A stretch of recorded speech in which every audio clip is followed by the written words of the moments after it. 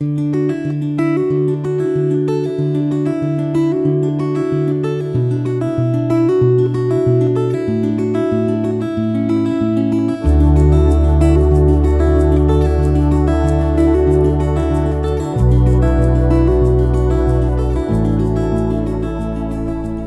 reading begins in Exodus chapter 28, starting in verse 1.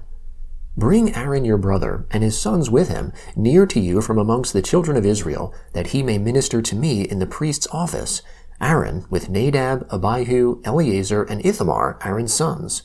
You shall make holy garments for Aaron your brother, for glory and for beauty. You shall speak to all who are wise-hearted, whom I have filled with the spirit of wisdom, that they make Aaron's garments to sanctify him, that he may minister to me in the priest's office. These are the garments which they shall make: a breastplate, an ephod, a robe, a fitted tunic, a turban, and a sash. They shall make holy garments for Aaron your brother and his sons, that he may minister to me in the priest's office. They shall use the gold, and the blue, and the purple, and the scarlet, and the fine linen. They shall make the ephod of gold, blue, purple, scarlet, and fine twined linen, the work of the skillful workman. It shall have 2 shoulder straps joined to the 2 ends of it, that it may be joined together. The skillfully woven band which is on it shall be like its work, and of the same piece, of gold, blue, purple, scarlet, and fine twined linen. You shall take 2 onyx stones, and engrave on them the names of the children of Israel, 6 of their names on the one stone, and the names of the 6 that remained on the other stone, in the order of their birth. With the work of an engraver in stone, like the engravings of a signet, you shall engrave the 2 stones, according to the names of the children of Israel. You shall make them to be enclosed in settings of gold. You shall put the 2 stones on the shoulder straps of the ephod, to be stones of memorial for the children of Israel. Aaron shall bear their names before the Lord on his 2 shoulders for a memorial. You shall make settings of gold, and 2 chains of pure gold. You shall make them like cords of braided work. You shall put the braided chains on the settings.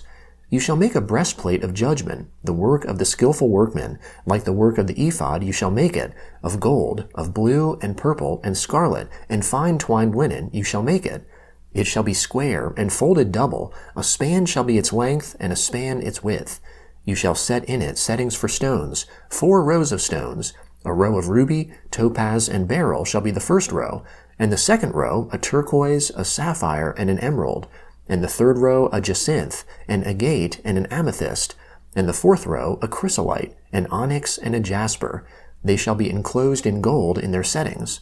The stone shall be according to the names of the children of Israel, 12, according to their names, like the engravings of a signet, every one according to his name. They shall be for the 12 tribes.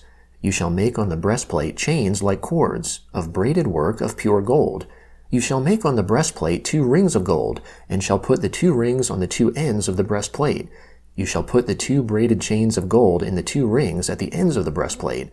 The other 2 ends of the 2 braided chains you shall put on the 2 settings, and put them on the shoulder straps of the ephod in its forepart. You shall make 2 rings of gold, and you shall put them on the 2 ends of the breastplate, on its edge, which is towards the side of the ephod inward. You shall make 2 rings of gold, and shall put them on the 2 shoulder straps of the ephod underneath, in its forepart, close by its coupling, above the skillfully woven band of the ephod.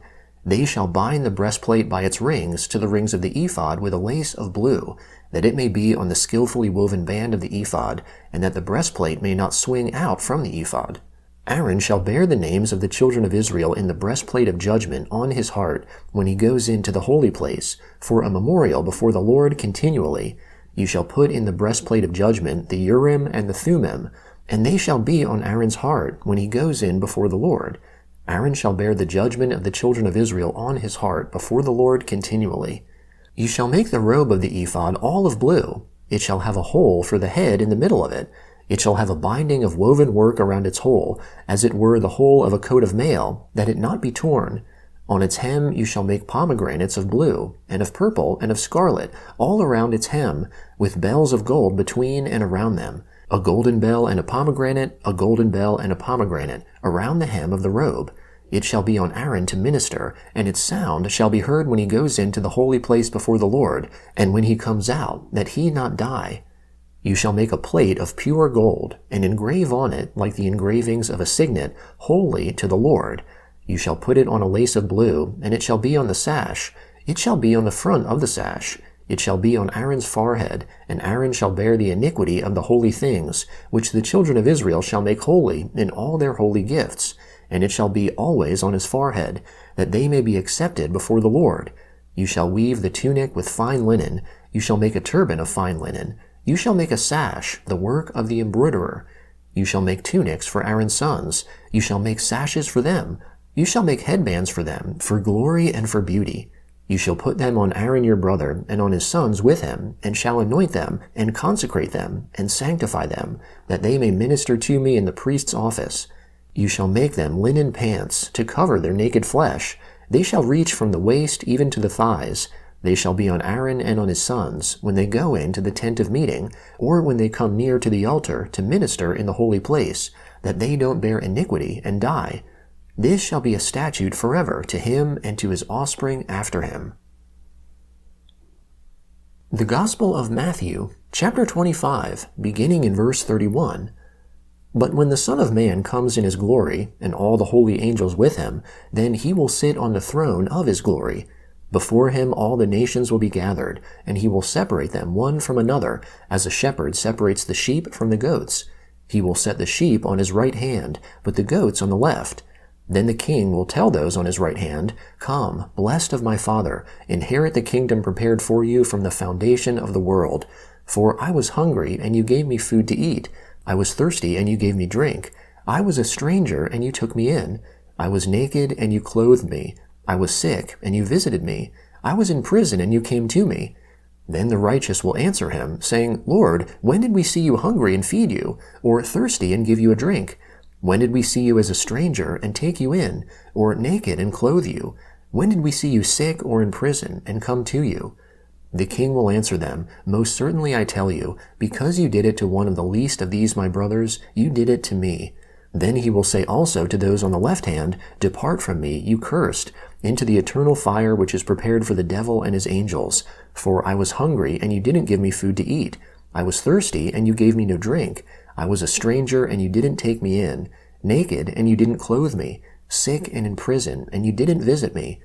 Then they will also answer, saying, Lord, when did we see you hungry, or thirsty, or a stranger, or naked, or sick, or in prison, and didn't help you?